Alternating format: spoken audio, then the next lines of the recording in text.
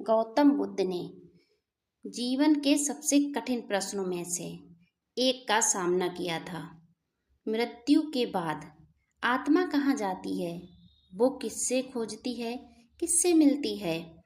उनके उत्तर सबसे भिन्न थे। उन्होंने कहा, आत्मा कुछ नहीं खोजती, वह वही पाती है जो उसने जीवन में बोया है। आज हम एक ऐसी कहानी प्रस्तुत कर रहे हैं जो मृत्यु के बाद आत्मा की यात्रा, उसकी खोज और अंत मुक्ति को बुद्ध की दृष्टि से दिखाती है।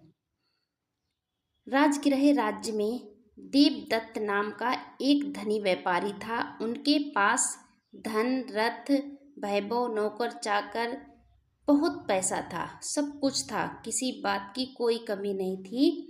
वह जो सोचता वह पूरा कर लेता, वह जो चाहता एक पल में करता था, मगर उसमें करुणा नहीं थी। वह गरीबों को तिरस्कार करता, श्रमिकों से कठोर व्यवहार करता, हर किसी का तिरस्कार करता और दूसरों की पीड़ा पर हंसता था।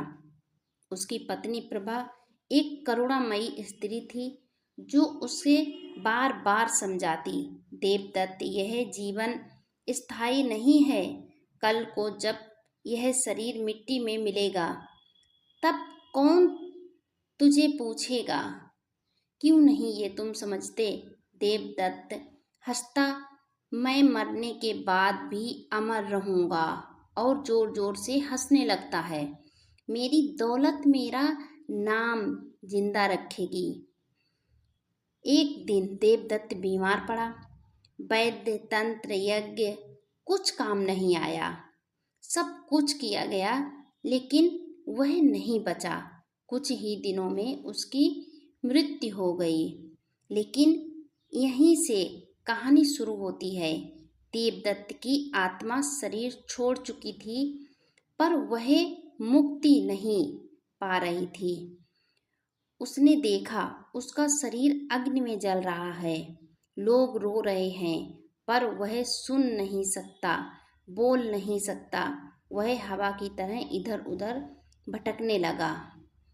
वह अपने घर लौटा, देखा पत्नी अकेली बैठी थी, मगर वह उसकी उपस्थिति को महसूस नहीं कर पा रही थी। आत्मा चीखी, मैं यहाँ हूँ, प्रभा मुझे देखो, क्यों नहीं सुन रही हो? लेकिन कोई उत्तर नहीं मिला। उसने नौकरों को देखा, वे अब